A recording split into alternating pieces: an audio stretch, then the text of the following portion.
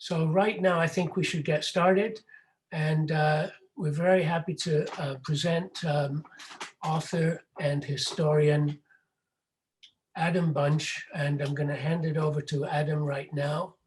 Amazing. Thank you so much, Glenn, and everyone at the Beach and East Toronto Historical Society for having me. I'm very excited to share some stories with you tonight.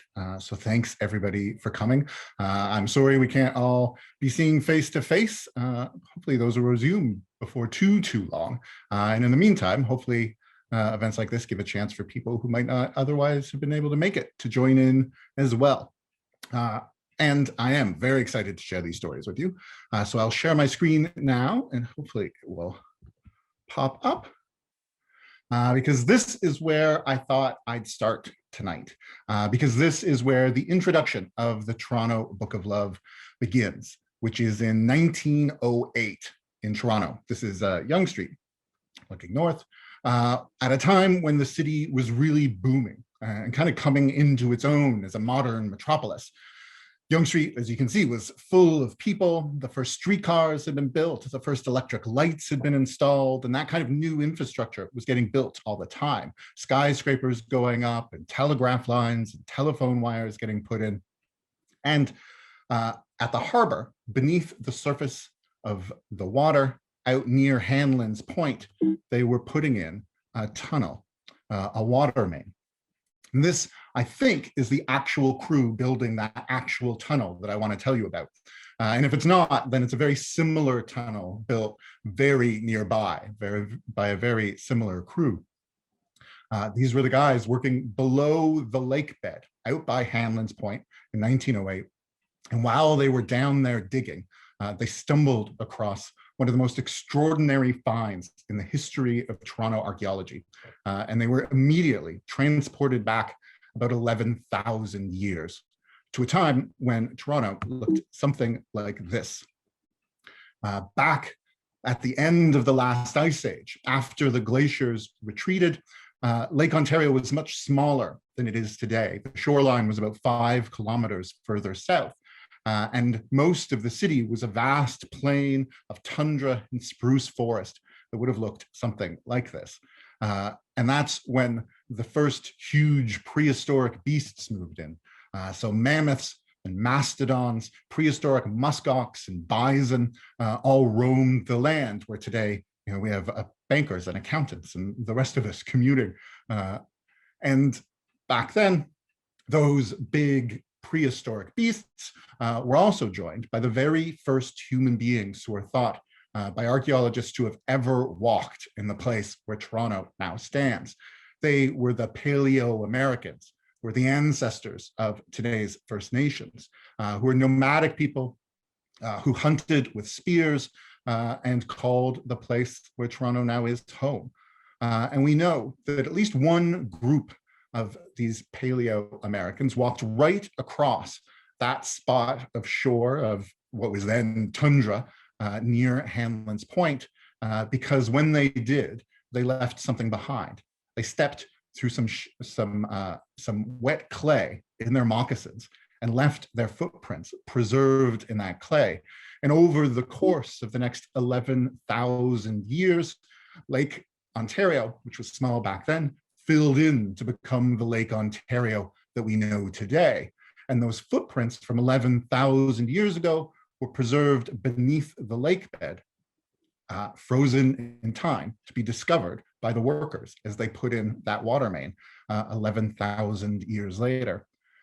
But this was Toronto, and Toronto is so often in a hurry to build and make progress. So those workers didn't wait long after finding what's thought to have been one of the most precious archaeological discoveries, not just in the history of Toronto, but in the entire history of this part of the world. And they gave a few interviews to the press and then just poured concrete over them and kept going, wanting to keep building that tunnel. And those footprints were destroyed. So that all we have left of them today is a sketch that an artist for a newspaper created of what they looked like based on that description. And I might be hiding it on your screen right now, but if you want to get a better look, you should be able to click and drag me away off to a different part of the screen. Because there's one footprint in particular that I want to highlight for you.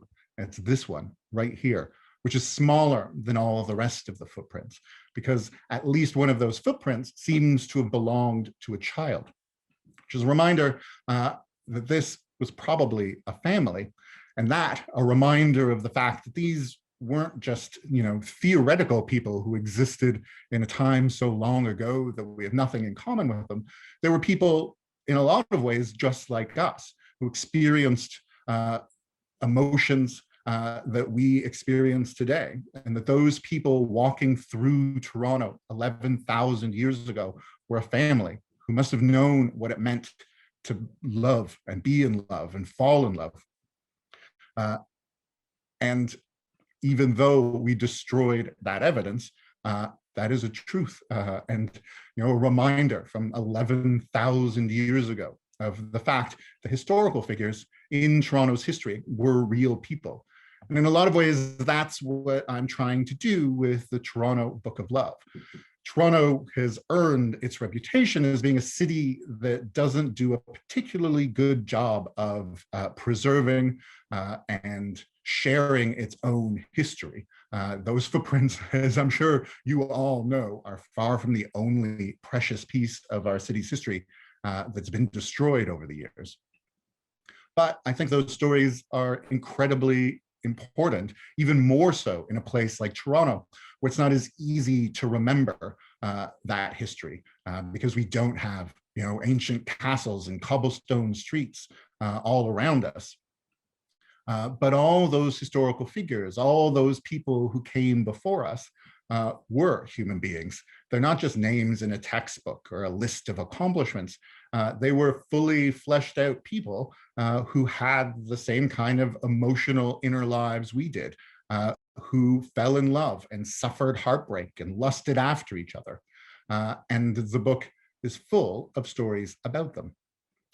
For example, I tell the story of this particularly rascally looking fellow. This is Sir Sandford Fleming.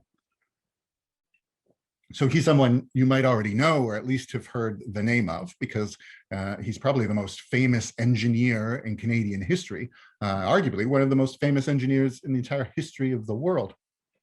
And he's known for a lot of different accomplishments during the 1800s. He, for instance, was in charge for a while as a young man of building Toronto's first railroad. This is, I think, the first locomotive ever built in Canada, which was called the Toronto, which was built downtown here, I believe, and then inched along through the streets. They'd lay a little bit of track, push it a little bit, move track from the back to the front, and inch it toward that railroad, which ran from Toronto to Collingwood and to the upper Great Lakes, connecting Toronto with the vast forests of the north and with the prairies beyond that, and helping to really become one of the engines driving Toronto's economic boom that created all that prosperity that ended up with those footprints and so much other history getting destroyed. And he didn't stop here. Sandford Fleming was also one of the most important figures in the creation of the railroad all the way across Canada. So he's in one of the most famous photographs in Canadian history, the driving of the last spike out in BC, when the country was united by the railroad he helped to build. So he is in this photo. He's the one in the huge top hat who seems to have misplaced his neck right here. And standing right at the center of one of these most important images in Canadian history.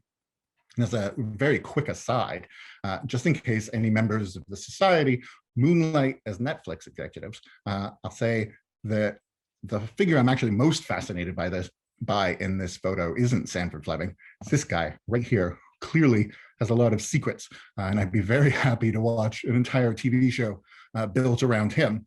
And this kid right here, I think, would make a very good supporting character because he is clearly also up to no good. The thing that Sandford Fleming is actually most famous for, maybe, or at least the biggest contribution he made to the entire history of the planet is the fact that he was the big champion of time zones, carving the world up in time zones the way that we have today, fundamentally changing the way the planet experiences one of the most fundamental experiences of our lives. Giving conferences in Rome and Venice and other places, convincing the world to adopt his system. So he's someone who has a very big presence in textbooks, and these are the things you'll learn about him. What you won't learn about him from those textbooks most often is his youthful days, when he was a young man on the prowl, looking for love in Toronto.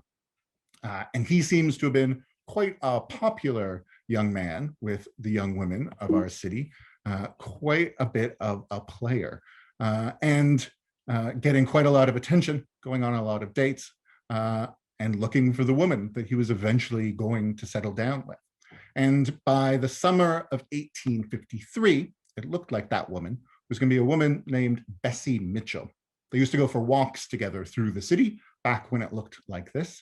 And things started getting pretty serious by the end of that summer. It was getting to be time to make a more permanent decision about whether they were going to spend their lives together or not.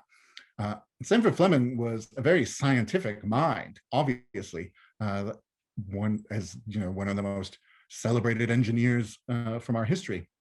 But he also seems to have really believed in the power of fate and omens. And he decided that rather than making the decision about Bessie Mitchell himself, he would leave it up to fate.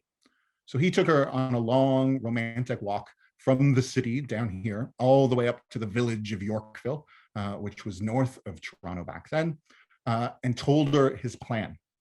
He told her that in 2 weeks' time, that exact night, 2 weeks in the future, they would take a look at the sunset. And if the sunset were a glorious, clear, pink and orange spectacle, then they would get married and spend the rest of their lives together. But when that day came 2 weeks later, that's not what happened. It was an overcast, dreary day, and there wasn't really any sunset at all. And Sanford Fleming took that as a sign that they needed to break up. And that's what they did. He dumped her. She was heartbroken, super angry that this is how he had chosen to do it, returned all of his love letters to him. And he was left to explain himself to her parents, trying to explain why he treated her that way. And newly single and back on the dating scene once again. But he didn't have to wait very long before he fell in love for good. That very Christmas, just a few months later, one of his old friends, Jeannie Hall, came to visit him. He had worked for her family's store in Peterborough when he first arrived in Canada, and were next door neighbors. And they'd always been good friends. She was pretty young when they first met, and he didn't really see her as romantic material. So that Christmas of 1853, they spent a lot of it together, visiting friends, having dinner with family. They went to the Christmas Day service at St. James Cathedral on King Street, which was right nearby the scene here on King Street depicted in this drawing. And it was clear by the end of those holidays that something more had developed between them. The relationship was something other than just a simple friendship. But it wasn't entirely clear to Sanford Fleming yet what that extra something was, whether it was really a romance or just a deepening of that platonic friendship. They waited to the new year, and when the holidays were all over, Sanford Fleming escorted Jeannie Hall back home to Peterborough, taking a sleigh through rural Ontario. And when they got to a spot just outside Lindsay, they must have been going a little too fast, because when they came upon a tree stump in the road, they hit it at full speed, and the entire sleigh pitched over and threw them out into the snow. And Sanford Fleming hit his head and was knocked unconscious. When he came to, Jeannie Hall was bending over him, worried for his health, very concerned, and helped him get back up, and insisted, because he had messed up his shoulder pretty badly that they go to a doctor that she knew just outside Uxbridge, I believe, where for the next week, he spent his time recovering while Jeannie Hall helped nurse him back to health. And it was during that week that he knew that he had fallen truly and deeply in love, and for good this time. As soon as he got back to Toronto, he sent a letter off to Peterborough asking Jeannie Hall to marry him. And her answer came back in the very next post, and she said yes. And they were married almost to the day of that fateful accident in the winter of 1854, and spent their honeymoon at the same doctor's house where they'd fallen in love that previous year. And that meant they actually passed the same tree stump that had caused their accident. And when they did, Sandford Fleming stopped the sleigh and leapt out and started sawing away at the wood. And it took forever. So Jeannie Hall was, playfully teasing him about how long it was taking and what in the world he was planning on doing with this stump anyway. And he said he had no clue, but he was sure he'd find some use for it. So he kept going until he did finish sawing away at it and popped it in their sleigh and headed off to the doctor's house for their honeymoon. And they would spend the rest of their lives together and have a big family with children and grandchildren. There's a composite photo of them all tobogganing together. And he did indeed finally find a use for that wood from that stump that had brought them together. He eventually, using his very industrious engineer's hands, carved it into a frame for one of their most precious possessions back in the days, those early days of photography, when a photograph of your children was an especially rare and precious thing. Sandford Fleming formed the wood from that tree stump into a frame to keep a photograph of their children in. So that's just the kind of story that I'm sharing in the Toronto Book of Love. And stories like that go all throughout the history of the city, from 11,000 years ago, as I said at the beginning, all the way through present day, and in the moment of the city's founding. So you can trace these stories of romance and love, obviously, of course you can, back to the city's very earliest days when it was founded. And this is what it looked like back then. This is a painting by Elizabeth Simcoe, wife of the governor who founded Toronto. And she painted this the week that Toronto was founded. You can see the masts of the British ships who have just arrived, bringing soldiers to the mouth of the Garrison Creek to start building Fort York.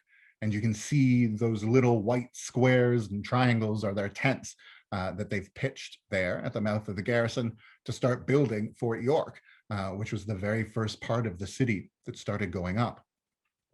And that history of romance and love would be there in this moment, just as it had been for thousands of years before that. And while they were bringing new rules, it was certainly not a new phenomenon in Toronto. The people who were living here when the very first Europeans showed up were the Wendat, who the Europeans called the Huron. And you'll hear them called the Huron-Wendat still often today, who had villages across the area where Toronto is now, and met those very first, especially French explorers and missionaries and fur traders. And we do get a little bit of information from firsthand accounts of some of those European explorers talking about what Wendat romance looked like in the early 1600s when the first Europeans started arriving in this place. And there's an account by a French baron, Baron de la Hautain, which is kept in the Fisher Library at Robarts, that talks about the romances between Wendat men and women and the freedoms that they had that would not be around when Toronto was first founded. He talks about the fact that when young women and men got interested in each other, they generally didn't actually talk about it during the daylight hours because those were topics best left for night. And when a young man decided that he was interested in someone, You'd find him creeping through the dead of the night, carrying a torch, looking for the longhouse of the woman that he was interested in. And he'd slip inside with his torch and go up to her bedside. And the decision was up to her. If she was interested, sorry, if she wasn't interested, I'll start with, she would just continue to hide under her covers like she is here and pretend like she was sleeping, and he would know that she wasn't interested in him and that he should go away. But if she were interested, she would come out from under her covers, blow out his torch, and he would know that he was welcome to stay. And it was her decision too, whether they should get married at all, and premarital sex was perfectly allowed. If she was interested in him for a little while, but wanted to stop after that, that was fine. And divorce was perfectly allowed too. If a couple decided that their days together were over, then they could very easily and amicably separate, which of course was all completely horrifying to the missionaries from France who showed up in the 1600s and tried to do everything they could to stamp out Wendat culture and the culture of all indigenous nations in the place we now call Canada, and who were particularly horrified by the romantic practices they found here, like the freedom to get divorced, and did everything they could to convince indigenous people to become Christians instead and to give up premarital sex, to give up divorce, and adopt much more conservative and restricting European values. They write in the Jesuit Relations, so the record of their travels through Canada, very happy about those young people they were able to turn. They talk about young women who would make sure not to smile and look as grumpy as possible to try to dissuade young men from being interested in them. And talk too about one young man in particular who got so worked up that he ran naked into the woods in the dead of winter to roll around in the snow as an attempt to quench those desires and stay true to the Christian God. And those restrictions really became even more intense when the British showed up at the very end of the 1700s. Before then, a lot of the people, even Europeans who lived out here, which back then was the very edge of the frontier, the very edge of the French Empire and then the British Empire, where fur traders and coureurs de bois would spend time with those First Nations and really appreciate some of those same freedoms before there was really a government presence to start imposing those more conservative European values. And that's certainly what started happening when the British arrived at Toronto. And you can trace it back to this guy in particular.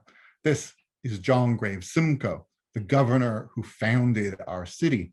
And he had his own pretty exciting romantic past that I write about in the book. He, as a young man, had been sent off to fight on the British side of the American Revolution, kind of became one of the British heroes of that war. They say he never lost a battle.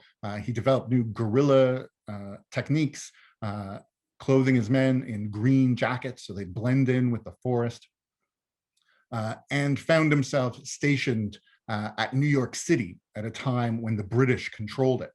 And he was sent to live with an American family and billeted with them against their will in a place called Oyster Bay, which is in Long Island, just outside New York City itself. And while he was there, he became particularly interested in the family's daughter, Sally Sarah Townsend. And he seems to have fallen pretty deeply for him, so deeply, in fact, that in Valentine's Day, he decided to send her what is now regarded as the very first Valentine in the history of North America. He wrote her a poem extolling her virtues and drew her a little sketch of their hearts united by Cupid's arrow. What he didn't realize when he did this, however, was the fact that he had fallen for the wrong woman. Sally Sarah Townsend is thought to have probably been a rebel spy very much on the side of the revolutionaries overthrowing the British and creating the United States, who may have even been spying on Simcoe while he was living with her family. So it's no surprise that she rejected his attentions, and he was forced to move on with a broken heart. He got captured not long after and spent some time in a revolutionary prison before getting sent back home to England.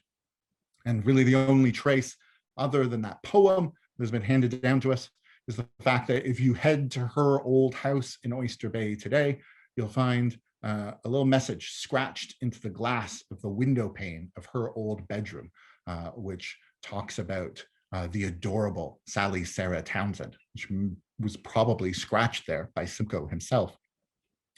Back in England, he met the woman he'd actually spend the rest of his life with, which was Elizabeth Simcoe, who created this painting, and who is much more his vision of a proper British English gentlewoman, and not an American rebel, which became everything he was against. He had seen the horrors and bloodshed of the American Revolution very close up, and would be angry and afraid of what he called tyrannical democracy for the rest of his life.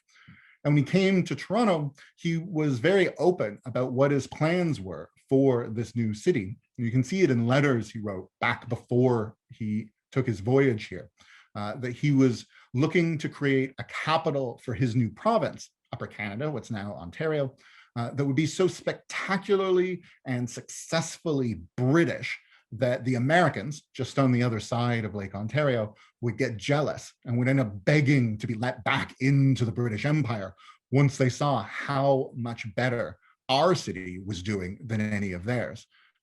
He had this problematic quote in particular where he said that he would die by more than Indian torture to restore his king and his family to their just inheritance.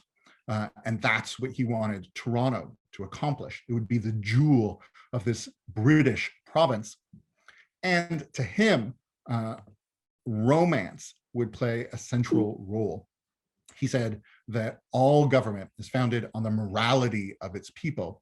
And to him, that was a very British, very conservative, and very Anglican morality. And Simcoe saw the whole province and Toronto in it as somewhere that would uphold that morality, and especially when it came to romance and to marriages. So in Simcoe's Upper Canada, he wanted only Anglicans to be allowed to get married, and all other marriages were instantly thrown into question. The very first thing he did was institute English civil law that brought that legal framework into Upper Canada, into Toronto, which he called York, to be more British and less Indigenous. And by adopting that law, suddenly people who had been married in Catholic weddings, people who had been married in First Nations weddings, people who had been married just in some sort of civil ceremony, since priests were incredibly difficult to find out here on the frontier, suddenly weren't sure whether they were legally married or not. Now, thankfully, as I'm sure you suspect, John Graves Simcoe made sure that the government that he had around him was filled with diversity and really represented the full breadth of all the different people and cultures and genders that lived in his new province. I am, of course, just kidding. This is what his government looked like, a pretty homogenous group. This is the first legislature of Upper Canada. But even this group of seemingly identical looking men in wigs pushed back against Simcoe's restrictive view of romance. So the very first bill that was ever introduced into Upper Canadian Parliament was a bill to expand the definition of marriage and to make it so that not only Anglican clergy were allowed to perform wedding ceremonies. It wasn't a hugely revolutionary bill.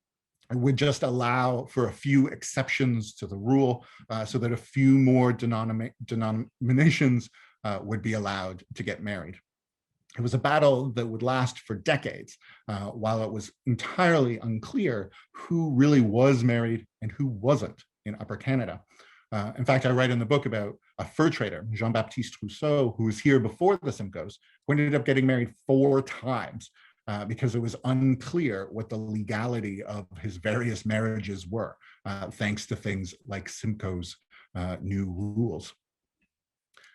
And I thought I'd introduce you to a few of the men in this painting because even they not only pushed back against that law, but also failed pretty spectacularly sometimes to live up to Simcoe's ideal of morality. So I thought I'd introduce you to 3 of them in particular, and that I'd start with the guy who is Simcoe in this painting's literal right-hand man. This guy over here, Thomas Talbot. And I may be blocking him again. So you can move me across the screen by clicking and dragging if you need to get a better look at him. This was Simcoe's secretary, Thomas Talbot, who basically went wherever he went in Upper Canada, which also meant spending a lot of time with Simcoe's wife, Elizabeth. This is her. She was, as I said, a very proper English gentlewoman who had a large country estate in Devon and was brought up with all that kind of Jane Austen Regency and Georgian culture, really Georgian manners. One of my favorite stories about her is the fact that she dragged a spinning wheel with her everywhere she went in Canada, all the way to the distant frontier, up the St. Lawrence in canoes and bateaux, and never used it at all. She only brought it because it had been a gift from the Queen, and she treasured it so much, and it seemed like such a proper thing to do. But out here on the frontier, she mixed that British drawing room culture, which she was really tasked with bringing to the frontier. She was having card parties and dances and balls while she and her husband were still living out of tents down at the lakeshore. But she was also enjoying freedoms that she didn't get to enjoy back home. She was taking canoe rides and eating raccoon, and maybe most amazing of all, spending a lot of time out here on the islands, which back then were still a peninsula connected to the mainland, which was her favorite place, her favorite sands, she called the islands, the peninsula, where not only was she thousands of kilometers from those drawing rooms back home, she was even far across Toronto Harbor from the eyes of all those soldiers and first settlers, where she could really enjoy her freedom. And she writes in her diary that she was something of a pyromaniac who used to light fires in the grasses just to watch them burn. And she did that out here on the island, as well as spending a suspicious amount of time alone with the young, dashing Thomas Talbot, her husband's secretary. So when they walked across the ice of the harbor, it was Thomas Talbot who took her by the arm. He's the one who was in a canoe struggling while she laughed her head off on shore, watching him struggle. And when she was upset about some passenger pigeons that had been trapped in cages and were flapping around in a market, it was Thomas Talbot who paid to have them set free, and who brought her gifts back from meetings with First Nations leaders. And they were also, as she says in her diary, known to race their horses across the sands of the island. Something that would have been wildly inappropriate to do back home in England, spending this much romantic seeming time with a man who wasn't your husband. But it didn't last very long. After a few years, the Simcoes headed back to England, and Elizabeth spent the rest of her life back on that country estate in Devon at Wolford Lodge, and stayed with her husband for the rest of his life, which didn't last long, and then stayed single beyond that, growing ever more conservative as she grew old, and would die there at her country estate, having followed those rules of propriety for the rest of her life. And she was buried here on a little chapel that they built on their land out there in Devon, known as Wolford Chapel. And they're buried beneath it with most of their children. And you might notice that there's a Canadian flag flying outside it. And that's because this small plot of land in the middle of the English countryside is officially part of Canada. The land was given to the province of Ontario, I think in the 1960s. So if you go there and visit, which I did a few years ago, you'll find that Canadian flag flying outside it.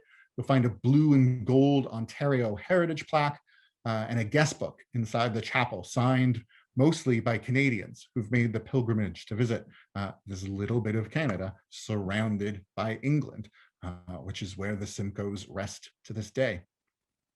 Now, as for Thomas Talbot, he stayed in Canada and enjoyed the life that he found here. He ended up settling on the shores of Lake Erie in a sort of an elaborate log cabin, which you can see in this drawing, on a bluff overlooking the lake, where he mostly lived as a hermit and the person in charge of granting land to settlers throughout that part of the province. So you'll see his name on roads and places like London to this day. And he mostly just spent his time alone. And no one knows for sure why it is that he became a hermit in those later years. But when people talked about it, the leading theory was that when he was a young man, he had had his heart broken by some young woman who historians often think must have been Elizabeth Simcoe. But as I said, there are three guys in this painting I'd like you to meet. And we've done Thomas Talbot. Next, I will introduce you to this guy over here, John White. He was the province's first Attorney General, the guy who was responsible for instituting British law in Upper Canada, the top lawyer in the province. And he, too, had quite a scandalous life. And it all revolved around this woman right here. You can tell, I'm sure, just by looking at her, what a troublemaker she must have been. Her name was Elizabeth Small. And at the very end of the 1700s, at the holiday season of 1799, just the last couple of weeks of that century, she and John White were at the center of one of the biggest sex scandals Toronto has ever seen. And it all started at a Christmas party where Elizabeth Small snubbed John White's wife. When John White's wife said hello, Elizabeth Small simply ignored her and carried on. And it created a big scandal. John White, the next day, decided he needed to defend his wife's honor, so he headed to the Smalls' house to demand an explanation. And when he didn't get it, he went to another friend to confide a terrible secret to him. John White said he'd been having an affair with Elizabeth Small for ages, and had only broken it off because Elizabeth Small was sleeping with so many other men in town that he was worried he was going to catch an STD. Thankfully, his friend promised to tell only one other person at most. But you'll be shocked to learn that didn't work. And the word of this scandalous affair spread through the town like wildfire, and was probably supported by the fact that John White was also said to have an entire second secret family that he was supporting in town. By the fact that having mistresses really wasn't unusual at all. The town's first priest claimed that I think there were at least 6 kept mistresses in town at a time when there were only a few hundred people living here. But this scandal was especially fiery because of what John White had said. And Elizabeth Small's husband, John Small, this guy, who clearly would be played by Christopher Walken if we made a movie of his life, he leapt to his wife's defense and had to defend her honor. So he challenged John White to a duel. John White and John Small met at dawn on the third day of the 1800s here at the Parliament buildings, the field just behind them. And this was one of the most important sites in the town, the place where the government was meeting. And today it's one of the most precious archaeological sites in the city. It was destroyed by the Americans during the War of 1812, burned to the ground when they invaded in 1813, and the burning of the White House and the Capitol building in Washington by the British is said to have been in part retaliation for the burning of these Parliament buildings. And their archaeological remains are still there to this day. And there's a plan that's been in the work for years to turn the site into sort of a heritage center that'll engage with that history, as well as having a library on the site. And you might be very aware of this because it's been in the news recently, because the Ford government is planning to seize that land and throw all those plans out and build a bunch of condo towers and a subway station on the entire Ontario line on that spot and destroy the heritage in the process. But that, of course, was all in the distant future on that winter day in the year 1800, when John Small and John White met here, determined to honorably try to kill each other and settle the scandal once and for all. So they took their positions a few feet away from each other, a few meters away from each other, whirled and fired. And John White missed with his shot, but John Small hit John White full in the torso, and the bullet carved through his flesh all the way through his body and lodged in his spine. It was a horrible wound. Now, John Small, defending his wife's honor, he was immediately arrested and thrown in jail to be put on trial for the duel and for murder, while John White was taken to a nearby friend's house. His wife had left him during all of this scandal, and with her gone, he was taken to his friends, the Russells, Russell Abbey, which was not far away. There's now a little Abbey Lane. And Peter Russell's been in the news too, because we changed the name of a street that used to be named after him, because he was one of the most notorious figures in early Toronto, a corrupt administrator who was also one of the town's few slaveholders. The Pompadours were enslaved at this picturesque little house down on the lakeshore. And this is also where John White died. That bullet that had lodged in his spine killed him very slowly and horrifically.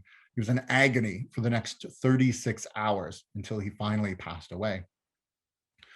He'd always complained that people in Upper Canada, juries tended to acquit murderers. In fact, they had never convicted anyone of murder. And John White knew when he engaged in the duel that it was technically illegal. It had roots that went back to medieval chivalry, but wasn't actually legal at all, which is how John Small ended up in jail. But as long as you fought a duel honorably, you were generally acquitted. And juries in Upper Canada basically never convicted anyone of murder. So after his trial, John Small was released. And even the judge, who was horrified by the decision, could do nothing to stop it. So the real price he paid was paid even more by his wife, Elizabeth. She was ostracized from society. The fact that she had allegedly slept with a man who wasn't her husband was such a horrifying idea that she was thrown out and no longer invited to any of the important balls and dances that were held in the town. And they had to spend the rest of their lives on the edge of the town in their log cabin that they gradually built into a stately home, and were never really able to re-enter the society and continue the friendships they had had, which is a particularly brutal sentence when you're living in a tiny town on the very edge of the frontier of your culture. She did try to re-enter society, but was blocked by this woman. This is Anne Murray Powell. And she's maybe the figure I was most excited to learn about while I was writing the book, because I knew she existed, but I didn't know much of anything about her. And it turns out she basically ran the morality of the town of York back in the late 1700s and early 1800s, sort of taking over for Elizabeth Simcoe, who was supposed to establish that idea of British morality and with it, British romance. So when Elizabeth Small tried to re-enter society with the support of the British governor, Anne Murray Powell boycotted all the balls and dances that she was invited to, and eventually convinced the governor's wife to do the same, so that Elizabeth Small was cast back out of society and ostracized once again. And Anne Murray Powell spent much of her life sort of applying those rules of propriety to the town on the frontier. And never telling anyone about her own scandalous past, because Anne Murray Powell, who was supposed to be one of the most prim and proper women in Toronto, in York, was actually from a family that was arguably one of the most scandalous families in the entire history of our city. It began when she met her husband, who's the third guy from this painting that I want to introduce you to. His name was William Dummer Powell, who would become Chief Justice of Upper Canada, the top judge in the province. With her by his side, they were a very formidable couple, and they had met back in the late 1700s in Boston. They were both living here. He, I think, was born in the United States. She'd come and moved to Boston to live with her aunt. And they were there when the American Revolution broke out. And William Dummer Powell was known to be one of the most loyally British citizens in the entire city. So when it became an increasingly rebel place, his life suddenly in jeopardy. He was an obvious target for the revolutionaries who were about to launch a war to overthrow the British government that he famously supported. So he needed to leave. And Anne Murray Powell, or not Powell yet, but she and he had promised each other to get married, and their families wouldn't allow it. They thought they were too young, but they secretly decided to concoct a plan that if they were ever going to be separated against their will, they would secretly elope and get married, even though their families didn't approve. So when the American Revolution broke out and William had to leave Boston and flee across the ocean back to England, that's exactly what they did. They eloped and got married and horrified both of their families. They were basically disowned. Anne was no longer welcome in Boston, where her aunt suffered a horrible scandal for having allowed them to do it. And William's family in England didn't want to have anything to do with them either. So they ended up in Upper Canada as a result, coming here even before the Simcoes did, before it was even officially its own province, I think, living really on the very, very edge of the British Empire, the only place where they were still welcome. And as a result, they ended up living here in the town of York as some of its very first settlers, as part of Simcoe's founding government, and built a house for themselves, not far from the water, where they sort of established themselves as one of the most powerful and influential couples in the province, and doled out all that judgment on everyone else for doing exactly the kind of thing they'd done themselves when they were young. And it didn't stop with them either. Their children and grandchildren got into all sorts of scandals. The biggest one, arguably, was their daughter, Anne, who fell in love with this guy when she was young. This is John Beverley Robinson. He was a very big name in the early days of Toronto. He was one of the leaders of the Family Compact, which was that small Tory conservative elite who did everything they could to keep power in their own hands, and to impose that British Protestant vision of the city on its people. John Beverly Robinson was, his mentor was William Demer Powell, who was another huge figurehead of the family compact. And their daughter fell head over heels with them. And everyone seems to have thought that they were going to get married. But that's not what happened. John Beverly Robinson seems to have strung her along for a while and then dumped her and married a woman from England. And Anne was heartbroken and seems to have actually had something that may have been a psychotic break that was around that same time. It didn't help that her mom was basically making her a prisoner in the home, not allowing her to do anything to snap out of it. She wanted to become a teacher, and her mom thought that was just a horrifying idea. She could not have a job. And in the end, Anne had to break out of her parents' house and sneak off to go chase John Beverly Robinson and his new bride all the way to New York City, where they were getting on a ship to go to England and spend some time there. And the young Anne chased them all the way to New York City and tried to get on the same ship they were getting on. But John Beverly Robinson warned the captain not to let her aboard. So she was forced to get on the next ship to continue her chase to London. And that ship that she was forced to get on instead is one that, when it reached the coast of Ireland, headed into a storm and was smashed against the rocks. There's a really dramatic description of the shipwreck, of her spending her last moments pumping a water pump on deck, trying desperately to save the ship, even though it was doomed and would be smashed against the rocks. And her body was found days later and could only be identified by a brooch, I think, that her father had given her. She was buried there on the coast of Ireland, and her parents were heartbroken. And Anne Marie Powell was not only mourning for her dead daughter, but also horrified by the scandal that it brought the family. So horrified, in fact, that she decided to apply the same conservative rules that she was forcing on everyone else to herself. And she withdrew from society and ostracized herself for the rest of her life. And Toronto's matriarch was no longer the social force that she had once been. And it still didn't even end there, because the Powell's granddaughter was involved in yet another scandal, and another one of the biggest scandals in the history of our city. She was married to a man from a very respectable family, a descendant of Toronto's first priest. And it seemed to be a wonderful match, but it was clear from before they even got married that she was not in love with this guy at all.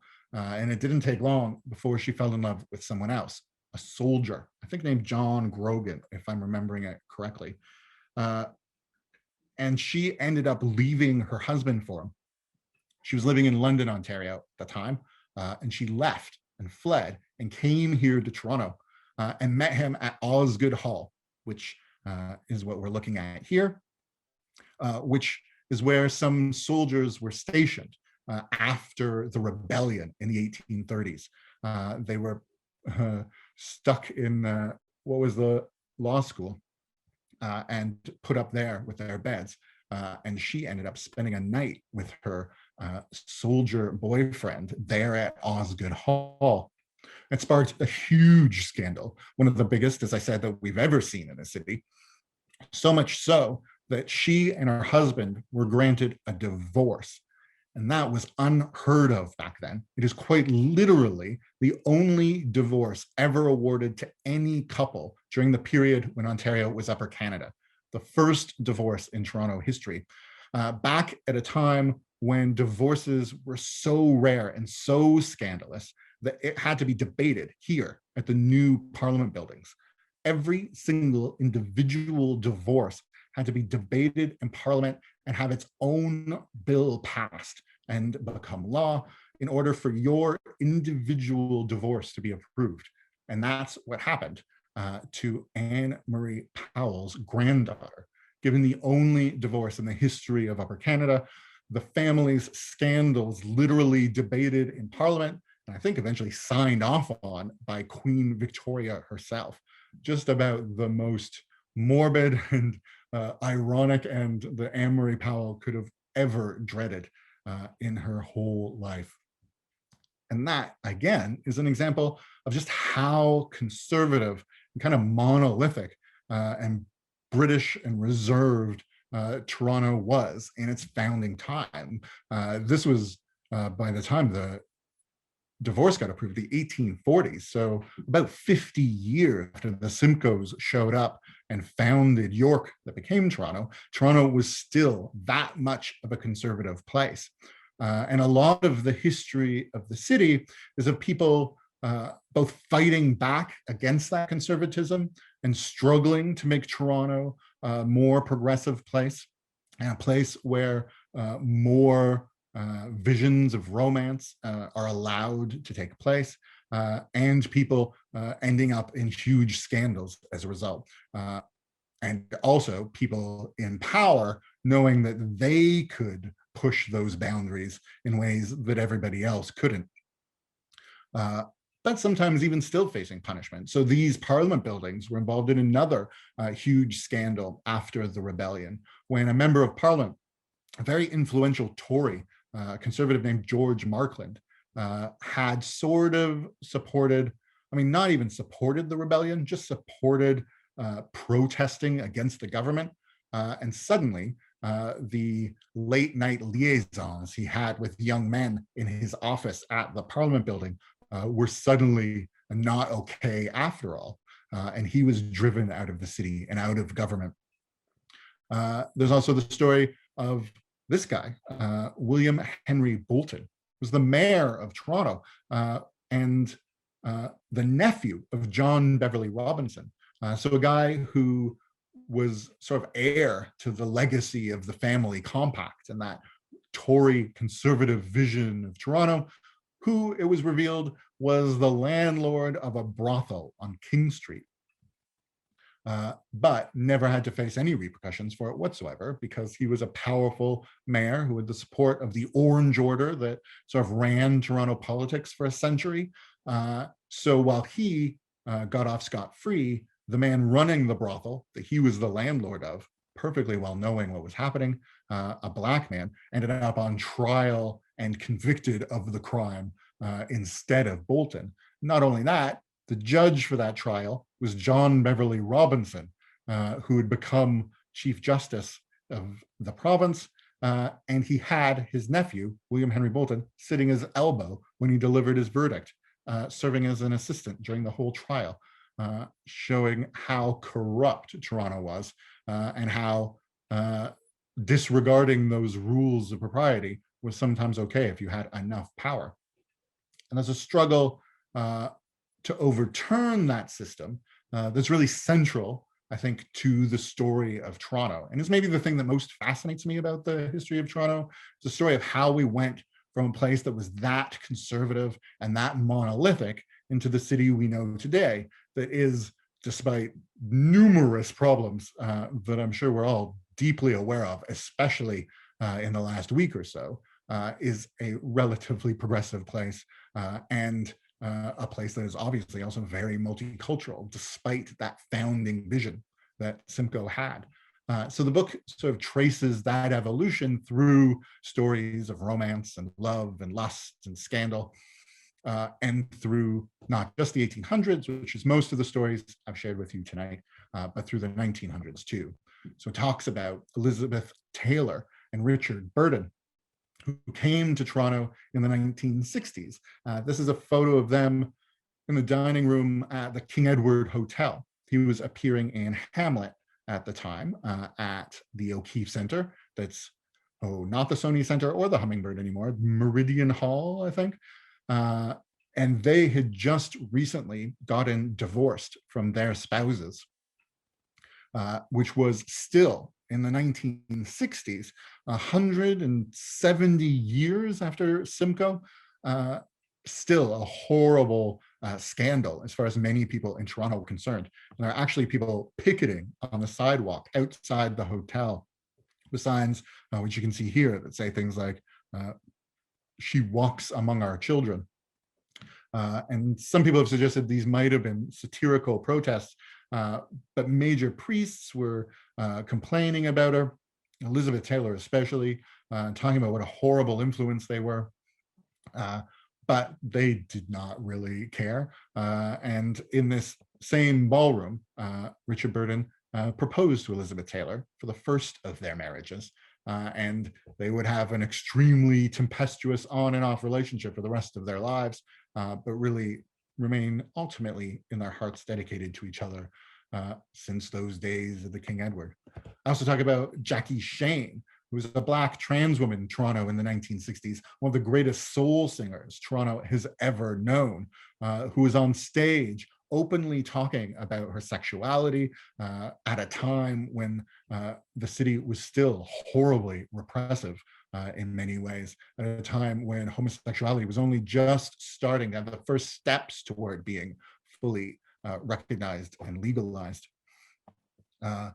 And I write about Maggie Trudeau and her story in the 1970s, that the wife of the prime minister and mother of today's prime minister was very famously, which I'm sure is a story many of you have heard before, found partying with the Rolling Stones at the El Mocambo on Spadina.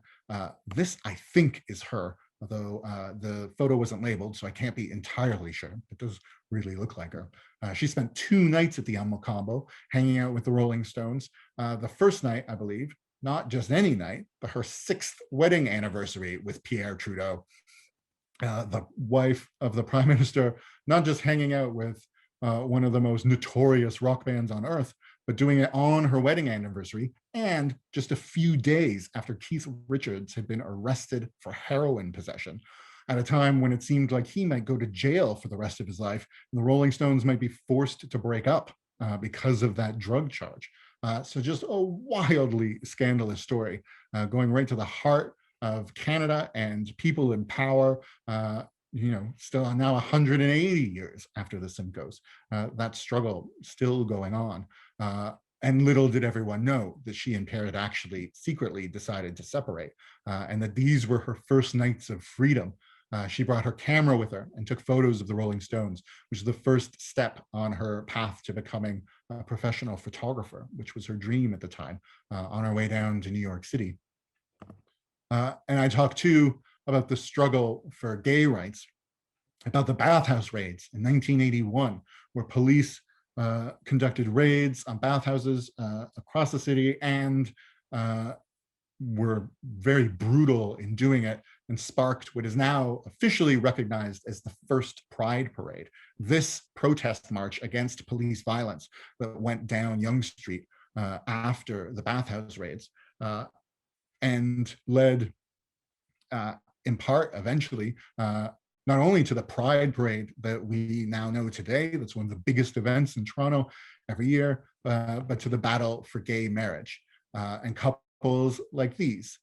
This is a little church in Riverdale, which is where one of the very first gay marriages took place between 2 couples that day, Elaine and Anne Vitour and Kevin Barassa and Joe Varnell, who both used an old sort of loophole about the reading of the banns that had been part of the law in Ontario ever since Simcoe introduced it as part of that English civil law at the very beginning of our province that allowed them to get married, and then had it officially recognized by the government after their legal battle was joined by a variety of couples, including the Michaels, who then became the very first gay couple to get married after the Supreme Court handed down their decision and struck down the law discriminating against same-sex marriages. 2 men who had been there in that first official Pride Parade marching against police brutality in 1981 after the bathhouse raids, kind of nicely bringing things full circle. I was very lucky to get to talk to them over email because of the pandemic, but get to ask them a bit about their relationship and their battle, their struggle to get married, which is the very final chapter in the book. I thought I'd end by telling you one last story, which is the epilogue of the book. And it's a story that happened in 2011, I think it was, when a writing teacher named Chris K. Fraser was riding the Queen streetcar. And she was looking out the window. It was a pretty dreary commute on a gray Toronto day through the city. She was sort of just mindlessly staring out the window when she passed a corner that had special meaning to her. It was somewhere where she had shared a particularly romantic kiss. And she writes about how in that moment, her day was transformed. Her experience wasn't this gray, drizzly commute anymore. It was a memory of that romantic landscape of the city and what that particular place meant to her. And she went home that day and started a new project. She created a Google map and started making entries in locations around the city of places that she could remember having a particularly romantic or memorable kiss. And then she opened it up to everyone else, not just her friends, but everyone, strangers alike. It called it the Toronto Kiss Map and invited everyone in the city or who's ever been in the city and ever had a kiss here to share their own memories and their own kisses and their own romantic landmarks of the city. And you can see here that the city is just covered with them, which to me is a really powerful reminder of a couple of things. Of one, that the city means something different to everyone, and that everyone has their own romantic landmarks, their own romantic mental map of the city, and that places that seem entirely mundane, just a normal streetcar or a corner or a bus stop, are actually places where people have these incredibly romantic moments. And I think it's also a reminder that we all contribute to the romantic history of our city. That is not just big historical figures who have those stories to tell. We all do. We all have that romantic map, and we're all contributing to the city in romantic ways and in many other ways, all in our lives and throughout our lives and all the time we spend here. And that as a result, Toronto's romantic history is always evolving, and it's not something that's ever going to be finished. You know, ideas of romance and all those struggles that have happened over the last 200 plus years are still going on now, and things are continuing to evolve, and people are continuing to struggle for their romantic rights, just like they struggle for other rights. And they mean something different to everyone, just like the city means something different to everyone, and how everyone has their own romantic psychogeography, if you will, of Toronto. So that's how I end the Toronto Book of Love, and hopefully help bring that history to life and bring the city's landscape to life, because it might not be a place that's celebrated as a place of cathedrals and cobblestone streets, but it's a place with a very rich history and a rich romantic history that's been full of lust and love and heartbreak for really thousands of years. So I will leave it there. And if you'd like to hear more about my stories about the history of Toronto, you can follow me on social media. Here are all my handles. Basically just at TO Dreams Project, wherever you want to find me. And if you like the Book of Love, you can also find my first book, The Toronto Book of the Dead, which tries to do the very same thing, but with stories of death and dying instead of romance and love. And that, I think, is where I'll leave it and hand it back over to Glenn. And if you have questions, you can hit us up in the chat at the bottom of the screen, and we'll try to get to some of them with whatever time we have left. Thanks very much, Adam. That was a great presentation. I'm sure I speak for everybody that we've learned quite a bit and been entertained. A great combination. So to give Adam a little time to take his catch his breath and so on, it was quite a performance there. But we want to thank everybody for attending, and of course we want to thank Adam for a great presentation. Our technical help and advisor, who's not here tonight, David Fuller, but he helps me a fair bit with different aspects of the Zoom presentations and so forth. And again, our website is at the bottom of the page. So we will go to some questions, and so if you want, Adam, I can I can just read off some questions for you, and we'll just keep going until we run out. I had a couple of thoughts myself. One was I was really impressed with your images, and some great images I haven't seen before.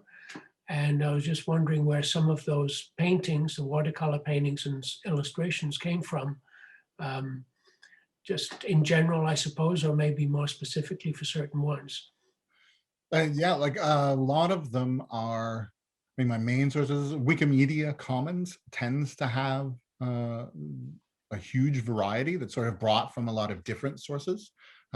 So you can find most of them on Wikimedia Commons. And the ones in this presentation, also, a lot of them will have come from the Toronto Public Library's digital collection. So you can head to the Toronto Public Library website and search for historical images, not just books and stuff. And they have a really a wealth of early Toronto stuff. And beyond that, it'll probably have been the archives, the Toronto Archives or the Archives of Ontario, which has a lot of the Elizabeth Simcoe stuffs from the Archives of Ontario. Yeah, and the Market Gallery, I believe, also is a good spot for old paintings and other images of Toronto, early Toronto. And they're all great resources. So I'm going to read off some questions here.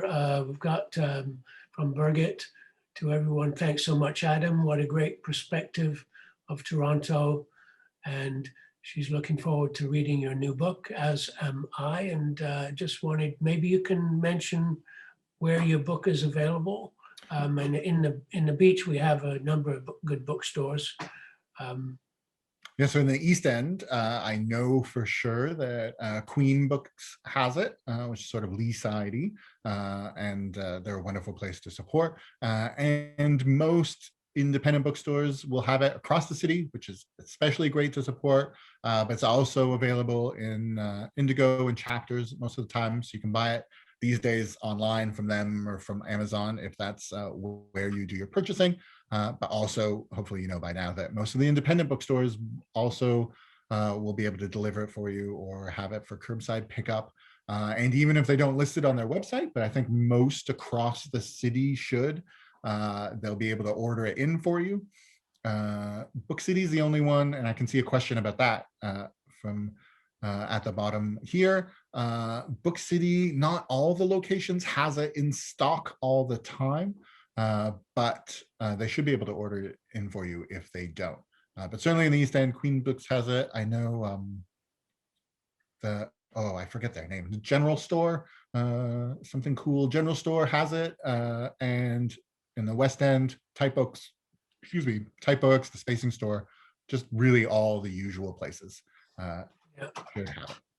Yeah, we have a great bookstore here on Kingston Road, just before Victoria Park, called the Great Escape Bookstore, and I know that they've had it and they do order it for everybody. So it's available there, or it can be ordered from there, and that's a good independent bookstore, partly a used bookstore and partly carries new books too, selective new books. So yeah, another person enjoyed your presentation and is looking to read your book. Jane is saying, thanks for the romance. Much more interesting than what I learned in my history class about the family compact. Yeah, they were, not just a dry political movement, which is what I remember learning about them in high school in Canadian history class. They're a pretty hot-headed group a lot of times, so involved in a lot of rioting and scandal and sexual impropriety that is, not the kind of stuff that usually makes it into classrooms, but the kind of stuff that really brings them alive and sort of helps give some humanity and context to those stories of their struggles over Canadian democracy and what our city should look like. Yeah, thanks. And then we have a question here that about John Small, the duelist. Was the duelist John Small related to Coxwell Small of Smalls Creek? I don't actually know. I don't really know Coxwell Small, so I'm not sure whether there's a connection, but there might very well be, because the Smalls were one of those really important founding families in the city's early days, back in the town of York days. So I wouldn't be surprised if there were a connection, and especially those early founding days. Everyone's related to everyone. Things are pretty incestuous in all the intermarriages. So I would not be shocked to learn that there's a connection, but I don't actually know myself. But I may very well Google it as soon as I hang up, because I'm interested to know that Well, we myself. might have the answer. Ah, Just, I think this is Barb Mervold. Yep, There she is. yes.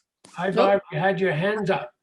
I did. I was going to tell you and Yes. everyone that after the duel, the Smalls spent most of their time at their country home, which was bordering the present Coxwell Avenue, which was named for their son, Charles Coxwell Small. ah, And I may be wrong, but I believe that Mrs. Small was 9 months pregnant with Charles when the duel was fought. I could be wrong, but anyways, so their country place was out in the East End, and they owned about 400 acres or so. Basically, their property was at Queen and Kingston Road, and it stretched from the lake all the way north to Danforth Avenue. They had a huge property, but that's where they retreated because no one would, they were ostracized, as you mentioned. right. Oh, that's so interesting. Thank you. Yeah, we have somebody else who has a hand Yes, up and fascinating. wants to make a comment here. Noah, are you there? I'm clicking on your, I'm unmuting Noah, but I don't see an answer. Now, you might have to unmute yourself, Noah, if you're not already. Yeah. So that answers the question from T. Wong about John Small, and he was related. From Jules Ernst Gray, fascinating expose on the fact that the so-called conservatives sometimes had a non-conservative underbelly. Thanks for including an Indigenous story as well. Really appreciated your mention of Tabor Hill in your Book of the Dead. Despite being a fan of local history, I was unaware of this site. Is there anywhere we can follow you on social media? So that's a question for Adam. Yes, so Twitter and Instagram and Facebook alike. Well, Twitter and Instagram, you go to @TO Dreams Project, and you can find me there. I'm especially active on Twitter, and I try to share big, long stories instead of just short little snippets as often as I can. So last night, for instance, was the anniversary of the Great Fire of 1904, which is one of the most spectacular events in the history of the city and has incredible photos and even footage of the fire. So I was writing about that on Twitter last night. So you go to @TO Dreams Project to find me there, or on Instagram. And then on Facebook, just search the Toronto Dreams Project, which is my first project and how I got into Toronto history. And you'll find me there as well. And just in case anyone's curious and doesn't know about Tabor Hill, it is too one of the most fascinating sites in the city, which is a Wendat burial mound, sort of by Lawrence and Bellamy, very northeast, but is still there today and is preserved in one of those sites that really brings that pre-Toronto history to life. That's a place where there was a feast of the dead in, I think, the 1300s, and is still filled with many bodies to this day. And it's a story that really more Torontonians should know, because it's such a viscerally important site in the history of the city. Yeah, very interesting. We'll have to go and visit that. There's another, thanks for a great presentation from Deirdre McCluskey. I'm reading the Toronto Book of Love right now and enjoying it very much. There you go. Somebody's multitasking. So we have another question here. I'm wondering if you also found any romantic stories for some of the first Black citizens of Toronto. Yeah, so there are a few in the book. So I read about Jackie Shane, who I mentioned Yes. briefly in the talk, who's a Black trans woman who's soul singing in the 1960s, who plays a really interesting role in sort of helping to break down a lot of those boundaries around gender and sexuality. And it was a live album from the 1960s, which is incredible, and was actually nominated for a Grammy just a few years ago, finally getting her due right at the end of her life before she passed away. And this live album is full of her banter between songs, where she's talking really openly about her sexuality. So it's one of the chapters that means the most to me as someone who used to be a music journalist and who just loves that album and has for years. Jackie Shane's definitely one of those most important figures in Toronto's Black history. And one of my other favorite chapters is about the Blackburns, who have also been starting to get their due in recent years. And I have a conference center down in Corktown named after them, and have a really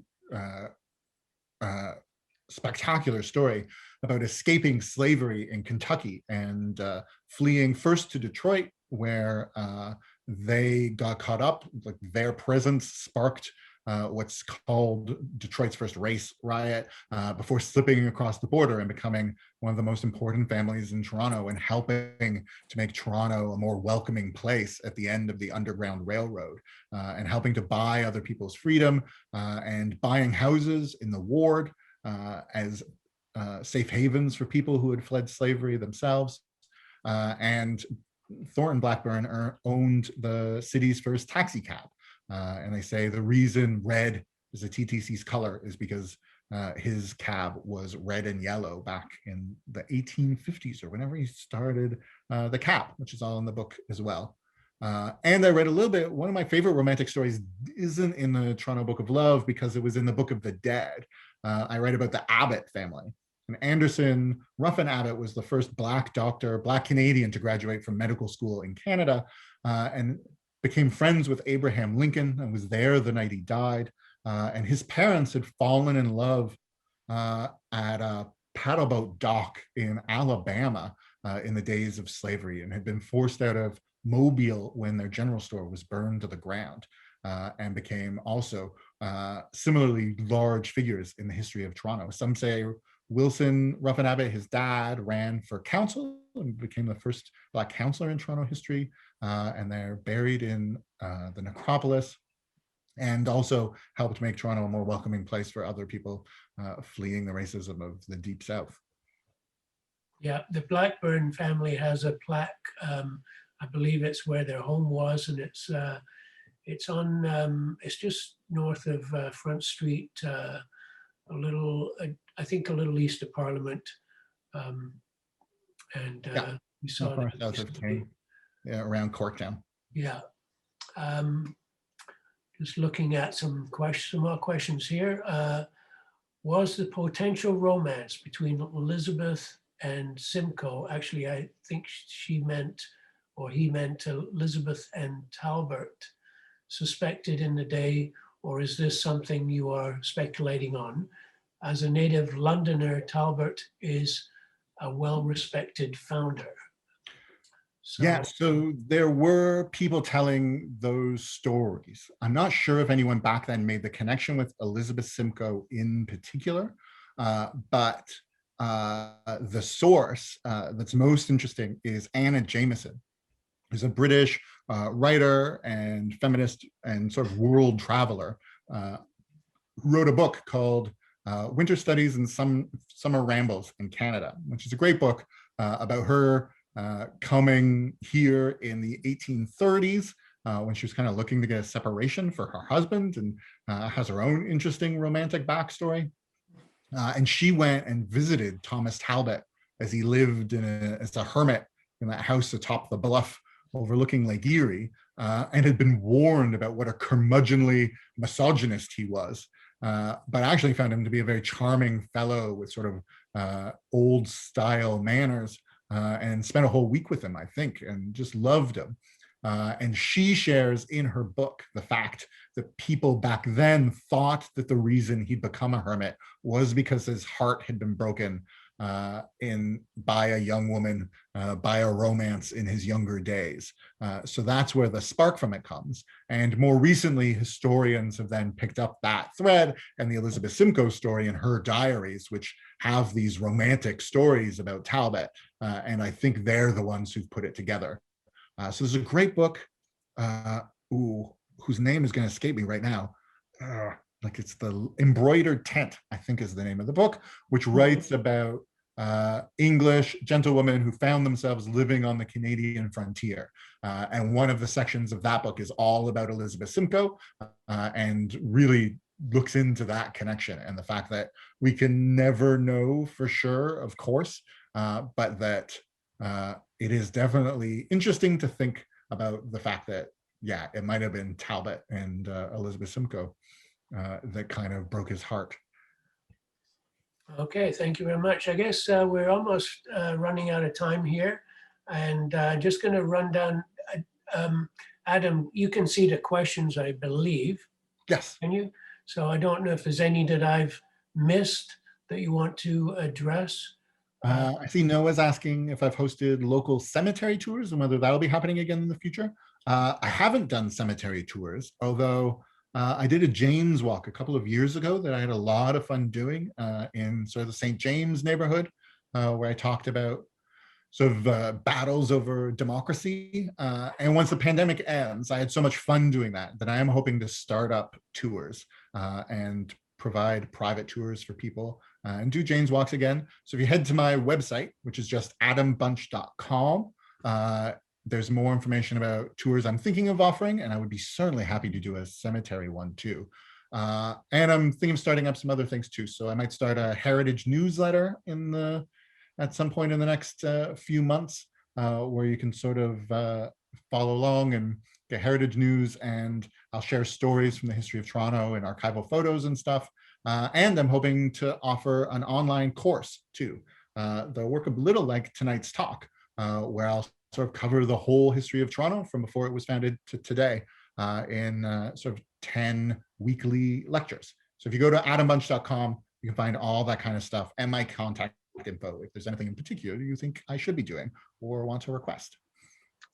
That's fantastic, Adam. And I think we'll have to call it a night here. I just want to thank you so much again for your great presentation and all the work you're doing on behalf of the historical aspects of the city and so forth. And yes, I think everybody should check out your website and look for your activities. And I hope you keep in touch and let us know if you're doing something.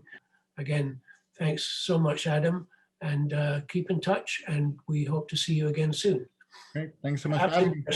Yeah, thank you.